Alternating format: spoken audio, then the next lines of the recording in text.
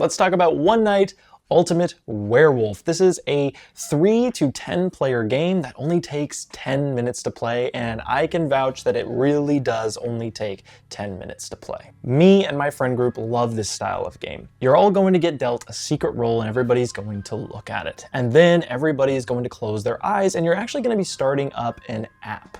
Now, this app is really great. It basically goes through all of the different roles and tells them what they do. So the werewolves are going to wake up and look at each other. You might have the minion in the game. They're going to know who the werewolves are, but the werewolves won't know who the minion is. You're going to have the drunk, who's going to be taking a role from one of the three that's laid out at setup in the center and replace it with theirs without looking at it. You're going to take the robber, who's going to switch a role with somebody else. There's all of these crazy abilities going off. Oh, of course, the seer. The seer is either going to be able to look at two face-down roles in the center or one role that another player has.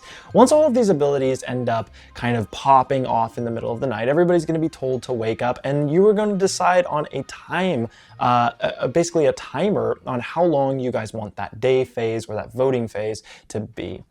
We only play with usually a 3 to 5 minute timer. And basically everybody is just discussing everything. And we're all talking about, hey, you know what, they did it, they did it, they did it. Well, what you're trying to figure out is there are two teams in this game. There are the werewolves and there is the village team. And pretty much there's always going to be, you know, the werewolves, but there's also some other people that work for the werewolf team, like the minion. So if the minion dies at the, you know, end of this voting period, then the werewolf team wins, including them. And so there's kind of a lot of stuff like that happening, but also the village team is really trying to suss out them, but they want to be careful because if they kill a village person, then the werewolf team wins. So you've got these two sides coming at each other, and one thing that will often happen is somebody at the very beginning will say, I'm the seer, I looked at their role, it was a werewolf. And that could either be a werewolf who's bluffing that maybe the seer is in the center pile, or they don't care, they're just gonna risk it, and then the real seer might come out second, but then it looks sus that they came out late. All of that kind of beautiful stuff. One of my favorite roles in this game is actually the tanner role, because the tanner is hilarious. They don't want to win. This is the most brilliant role in the game.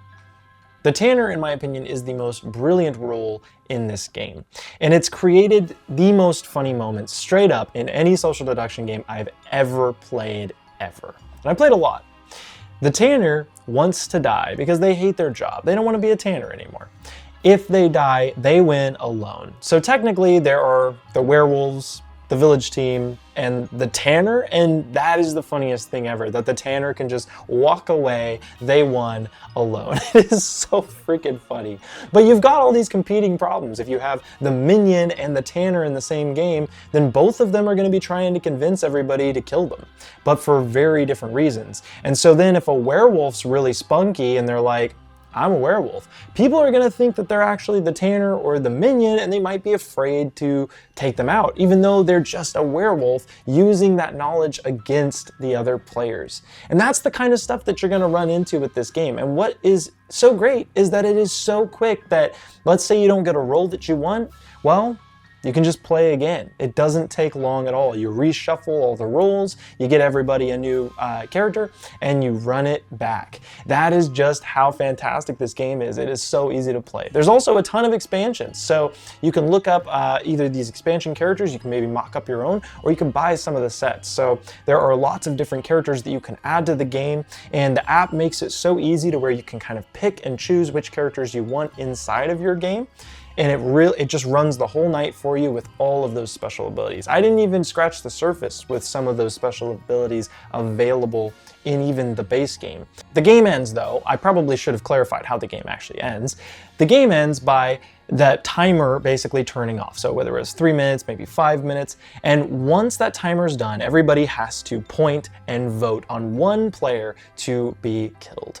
If that player is on the werewolf team, then the village team wins. If it's a villager, then the werewolf team wins. And if it's the tanner wins alone. And that is really how simple it is. The game's over. It's just one night. Run it back and play again with different roles. No need for multiple nights. No need for a player to be sitting back wishing they didn't die first round. It's just one game. It's just so quick and it's just so much fun. And that is going to be One Night Ultimate Werewolf. Now, One Night Ultimate Werewolf is quite a rambunctious game. This is going to be the game that you're all yelling around the table. Everybody's yelling at each other, saying that they did it or they did it.